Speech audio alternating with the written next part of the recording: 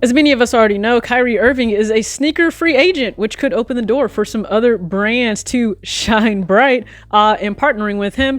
And then some very unfavorable news article. Some things were revealed in relation to Nike just ahead of their earnings call for Q2. What's going on, everybody? It's girl TJ back. Another video on Talks with TJ and Kyrie Irving. So a lot of the discussion I've had on this has actually occurred on Twitter, which is really funny because at one point we didn't even think spaces would still be a thing, but a lot of discussion occurred in there. And I think in terms of Nike and them severing all ties with Kyrie, I think they were on the belief, let me move faster than slower, but also I think he was caught on the tail end of everything that occurred with Kanye and Adidas, just in my personal opinion.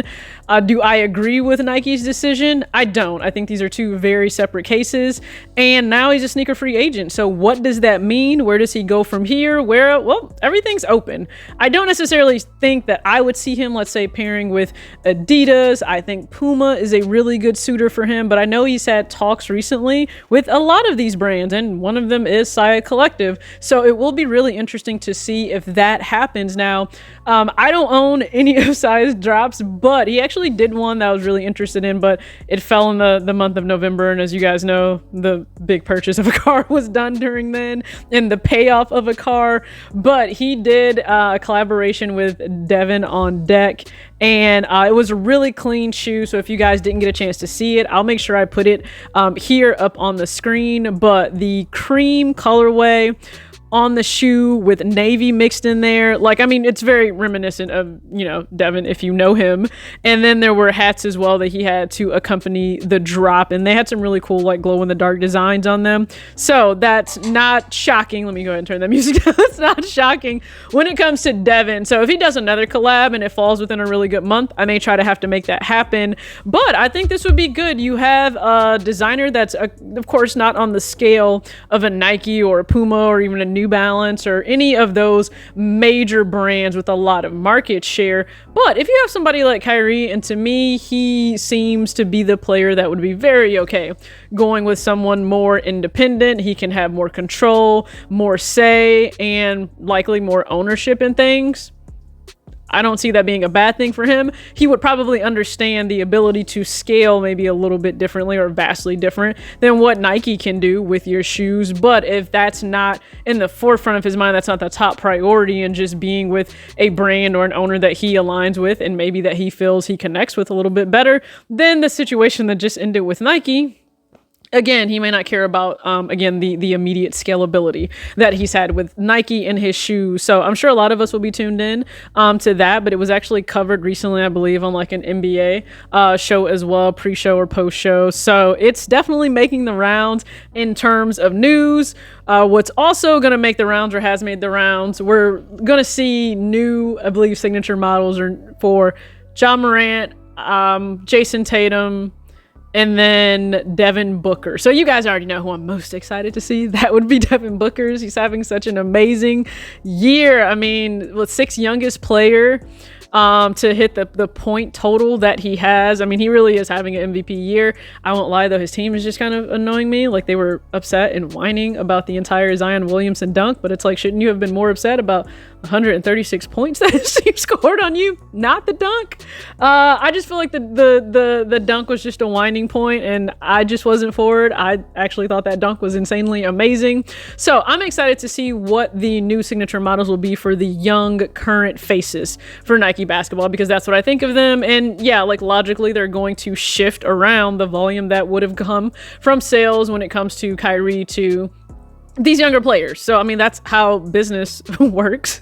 And speaking of business, so if you guys have not checked out Insider Business, there's an article now. It's in relation to a discrimination suit for Nike in relation to women in terms of equal pay, but much more. And I'm talking beyond promotions, like scathing things in relation to employee surveys and what they disclose. Now, if you work for a major corporation, for them to get feedback on any and everything and people's thoughts on the company during that fiscal year, then yeah, a survey is done. Like, I work for a Fortune 100 company, so surveys are done and they're a really good gauge of things. And let's just say the results are not very good. So if you look at the Insider Business Post, it says more than 5,000 pages of records were unsealed in a gender discrimination lawsuit against Nike.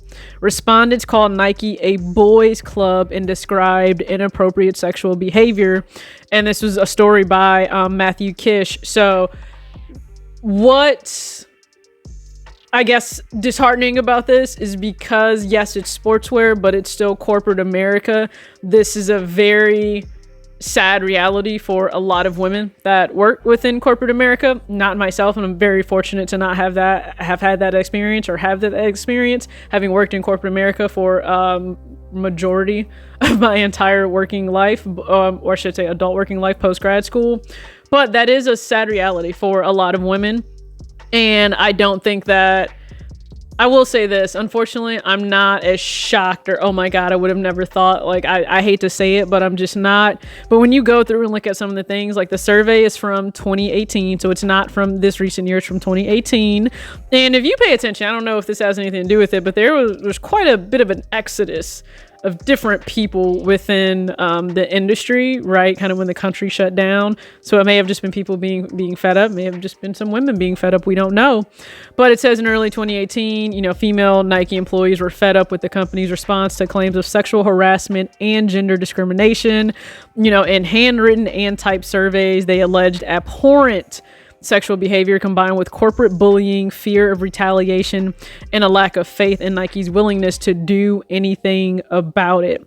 And then they go on to continue to say, again, that was in 2018. It said it wasn't limited to one vertical or one department, and it wasn't limited to one manager. This was a common experience throughout the company, and that's what the lead plaintiff attorney, Laura Salerno Owens, had to say on the matter. So we don't know what's going to happen from here. And you think it would be hard, I don't know, to be a good person in any setting or situation, but we're often reminded that's just not the case, and people abuse power, they abuse whatever it is that they can, unfortunately, to operate in a way that they may want. And again, that's not going to be every single manager, every single person, every single man within Nike. Let's just start there. But for those that are guilty and of any of the allegations, if true, which I don't think 5,000 pages would come out if something didn't have standing, no one should have to go to work in that environment or those conditions. And again, I said the sad part is there are a lot of women within corporate America. It just doesn't necessarily have to be in sportswear that are dealing with this, and women do and need to continue to speak out. If you guys did not see the movie earlier this year about the entire Harvey Weinstein situation and scandal, it's a pretty deep and powerful movie, so just be mindful of that and the content of what it is on. But I saw it with a friend, and it just reminds you of things that women have to deal with every single day. So I will be interested to see what comes of it, how that goes out in court. Again, it's in relation to an entire discrimination suit, but that is involved in it. So that came out on the same day ahead of earnings call. So technically, if I can get this out today, it comes out ahead of the Q2 earnings call, which was scheduled for Tuesday, December 20th at 5 p.m. Eastern.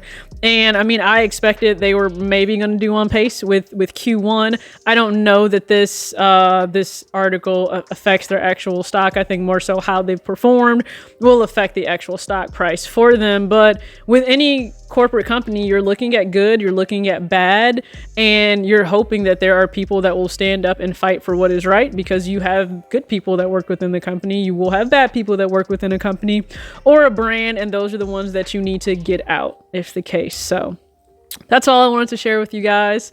Go ahead and just comment your thoughts below. Where do you think Kyrie may land in terms of a sneaker contract on the horizon? As always, act your age, not your shoe size. Peace.